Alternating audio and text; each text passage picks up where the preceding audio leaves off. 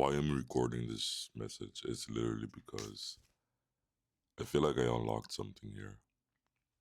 A few months ago, I stopped therapy and I started going to a drama therapist. Um, but my main therapist, she stopped working there, so our therapy stopped, which is fine with me because I think I was coming to the end of my trajectory with her, so it was okay. Um, but then I started feeling like I was low key freaking out that, like, oh, I have to start going through life without an active therapist. So I remember that finished, and then I had like my first session without my therapist, with my drama therapist. We were all with her, we had different goals.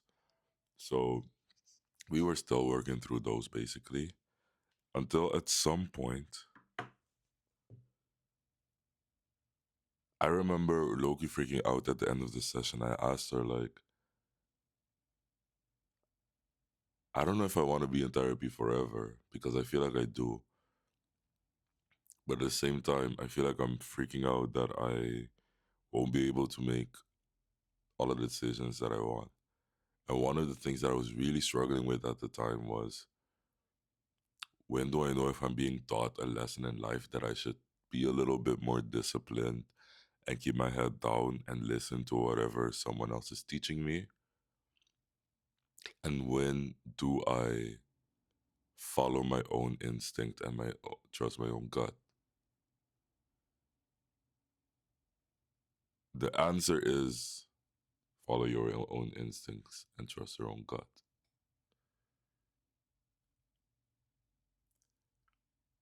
But at the same time, sometimes people do want to teach you a lesson. I find myself wanting to teach people lessons sometimes, especially younger kids. Like, for example, I want to teach a young kid. For example, I just got out of a theater play and there was this 15-year-old, 14-year-old actually. She was under in the show and she wasn't supposed to be in the show, but then we needed someone because we wanted to um bury someone in the play, and then she opted to be in the play. So she's part of the cast, but she's not entirely part of the cast, officially at least. So she was in it, and at some point we were talking on the couch, and she was like, "I'm gonna go sit on the couch for whoever wants to join me." No one joined her. I felt bad, but I didn't really care that much at first. But then I realized after like 10 minutes, nobody was joining her, and I was like, "Damn, let me just go sit next to her." And we talk. And we had a long, extensive talk. And then she was venting to me how she's tired of like um not feeling immature enough. As in she feels too grown for her age, too mature for her age. That's why she can't hang out with people that she wants to, and that she always feels out of place because she always feels more mature than her age. Cool. And then she's like, yeah, but I should like kill that side of me and just accept that I will always be in a place where I'm at my age. And I should just be okay with that disappointment because that's what my aunt tells me. I was like, okay. See, I don't know there. I don't know if that's true or not. Your family knows you better than I do. You know what I mean? I can't give you advice there. But one thing that I'm learning at this very year, at this 25 age of mine, is that sometimes you're just born a certain way. And everybody has their life journeys. Some people do teach you their life journeys when it actually can't apply to your life journey. I feel like we're all meant to live and die with, like we all have a mission in life that's instilled inside of us. And sometimes people with a different mission instill their life lessons into you. And That's why you end up carrying their anxieties and their missions, basically, where it's actually not yours. And I wish I had taught my kid, I wish I was taught that sooner, to have a little bit of agency over my brain and to know sometimes listen, sometimes don't. And sometimes know that you don't have the choice to listen, to not listen. For example, her, I believe that just like me, certain things you're born with. And it's fucking hurtful to yourself to try to convince yourself that these things aren't special and these things won't put you in the right spaces. I think that's how you can steer yourself off track very, very easily. I think I've been there. That like for example, me and my deep voice and me and my interest in musicals and shit. Had I known and listened to that since I was a kid and really fought, or um, yeah, if I fought for it and really invested into it, then maybe right now I'd be so much more further in that life that I didn't like spend 18 to 25 years old trying to figure out other different things. And like, for example, bro, there's so much in life that I want to do. I want to, I would like to be a lawyer, but at the same time, I would like to be a marine biologist. At the same time, I would like to be a dolphin trainer. At the same time, I want to be a doctor. I want to learn everything about those fields, and I wish I could be it, except I cannot be all of it. Had I known that I just wanted to be an actor, I God knows I would be able to, God knows I will be able to do all of those things. Invest myself in the fields, do the method acting, go sit in an operation room or next to one and learn all about it, study it, and then go play the role for a year or three, and then I don't know, be a dolphin trainer for a month or two afterwards. You know, had I know, had I listened to my interests when I was young, then when I grew up older, I wouldn't have deviated in actually trying to become a marine biologist and actually learning to be a studying to be a doctor. Because then now at 25, in retrospect, all of those studies that I tried doing, I always had a different interest. I always studied to become a marine biologist while thinking of becoming a graphic designer. And when I was studying to become a graphic designer, I was thinking about becoming a doctor. Had I known that, bro, I just always wanted to be an actor, which I did. I just didn't invest into it. I just didn't let that be my reality. So that's what I feel like I had to tell that girl in a moment. Like, sometimes, bro, you're born a certain way and you just have to live with believing that that shit is meant for what you exactly need in life instead of like trying to listen to other people. Because sometimes people just instill their life lessons into you, and then you leave the one gift behind that God gave you that's really gonna put you out there, that's really gonna make you exactly who you need to be.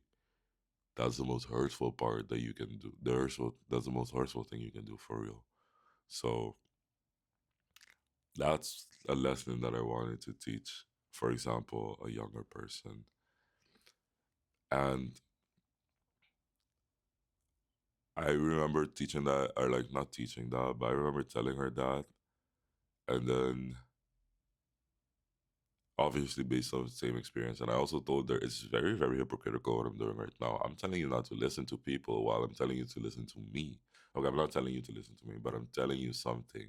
But I did tell her, like, this is still your choice to listen to me or not, you know? But just know that you always have the choice to listen to someone or not. You can always listen, but you don't always have to believe, you know? So I remember the time when I stopped therapy and I was with my drama therapist, and then one of the last question I asked her is like, when do I believe that I'm being taught a lesson or not?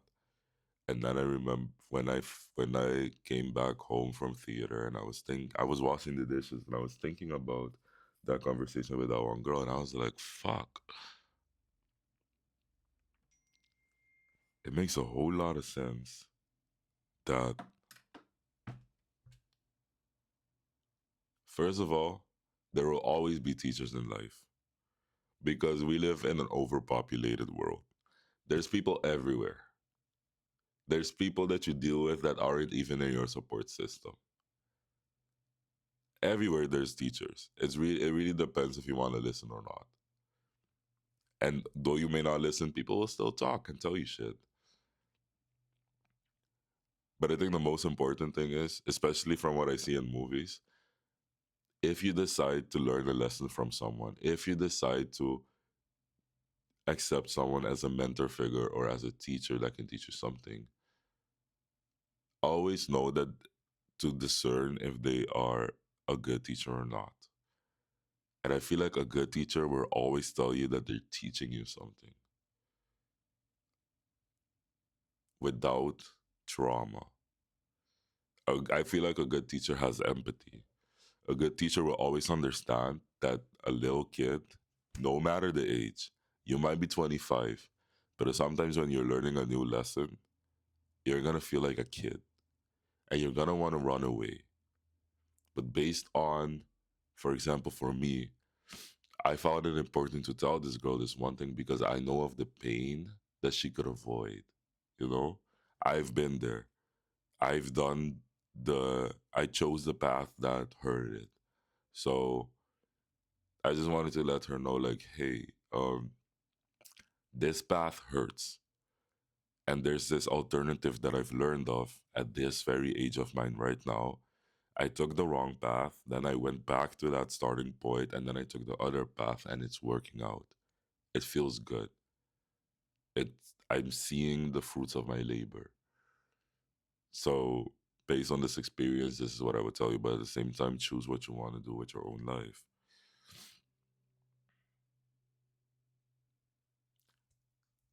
And if I think back at movies, that's mostly how the best teachers did it. That they always took in consideration, oh, this kid wants to run. But before he hurts himself, let me just tell him exactly why I'm teaching him this lesson. He has the choice to come back or not. But let me tell him why he's teaching the lesson. And then there are other teachers in life, for example, like my ex boss. Bro, they're just there to traumatize you. You know, they're just there to, they want to teach you something, but it's not for you. It's for them at the end of the day. They get something beneficial out of it. But at the same time, you'll realize that when they're teaching you, is that they do it in the least empathetic and the least respectful and the least parental way. And as soon as you realize that, drop them because they will give you mommy and daddy issues without them being your mommy and daddy. And if you think about it, they carry their mommy and daddy issues at the age of 40 a little too heavy. I think everybody will die with a little bit of mommy and daddy issues. But at a certain age, I do think, especially if you have kids or if you're becoming a mentor, you should dilute them. You should go to therapy, look for help, listen to the feedback that you get. If you're hurting people, listen to that feedback and try to minimize that.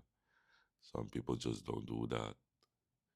Some people have that pain very, very big and loud, even at the grown age of 40. And that's human. But do not let that poison you. Don't let that poison you. Because hurt people will hurt people, and then when you become hurt, you're gonna start hurting.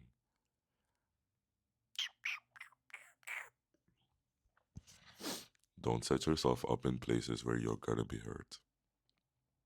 You know, set yourself up for success, set yourself up for respect, set yourself up for empathy.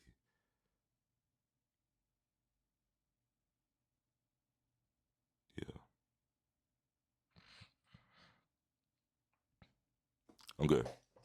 That's a random thing that I was thinking of. I don't know how clear I explained it, but hey,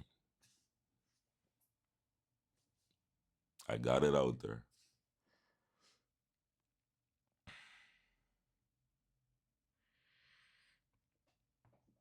Also, I had like a smoke walk with my friend last night, and I'm still feeling the after high. I shouldn't have smoked because I slept really, really late. To be honest, so I kind of did a bad boy thing by sleeping late, but it's okay. It's okay.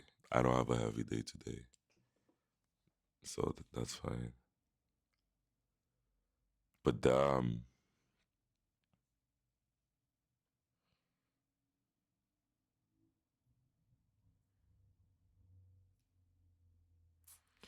sometimes I enjoy my life and I'm like, damn, I feel like I'm ruminating in the opinions of others. But that's just because I feel like I live here. I live amongst others. So it makes sense. But I feel like if I was living somewhere else and I was doing the things that I want to, I probably wouldn't be feeling like that or focused on it. So it makes sense. I just have to try not to take it personal. For example, yesterday, I went on a walk, like I told you, and I was like, yo, let me go get some boba. So I went to get some boba to my old place where I worked. Ugh, I saw two people that I just didn't want to see. Luckily, in the past, when I go there, they just weren't there, but now they are. The boss, I understand, is his place, he's always there. But there's this guy, bro. Ugh. And then he came up to talk to me, which I didn't expect.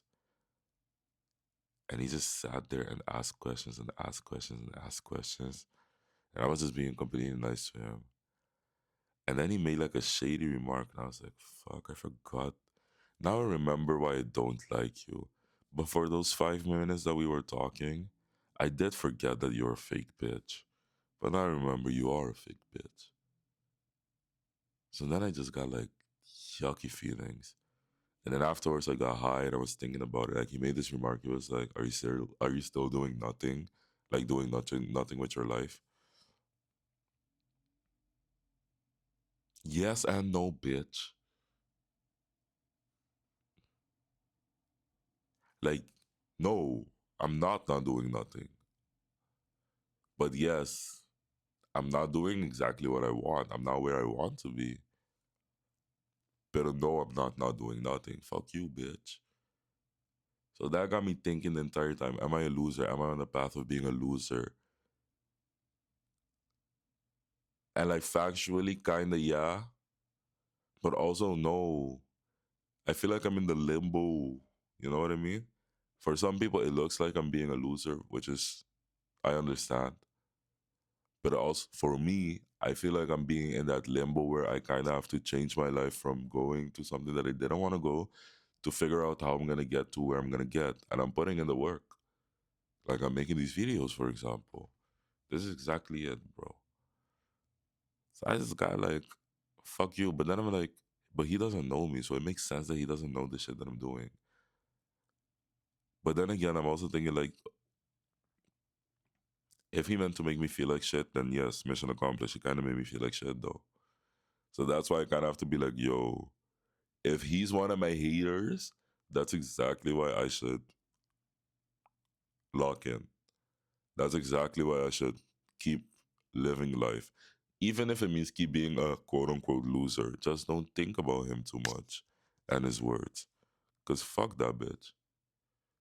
And I want to secretly compare myself to him and be like, okay, but how are you going to die? I'm sure you're not going to die happy. I don't fucking know that. But you're definitely going to die a bitter bitch. And fuck you for that. I hope you die a bitter bitch. Anyway, that was mean. That was mean. That was rude. Uh, see, hurt people, bro. Hurt people, hurt people. That was a good. That was a. That's how you see a train of thought of hurt people, hurt people. Yep. Wow. My mind really is a vessel. Sometimes my mind really is a vessel. Okay, I'm done recording. Thank you for watching. Thank you for listening. Like and subscribe. Follow my Spotify for listening to my deleted voice messages. That's where I'm literally talking sometimes the same things, but also sharing random stories. I don't know. What's the difference between this YouTube channel and deleted voice messages? Go give it a listen and you'll find out.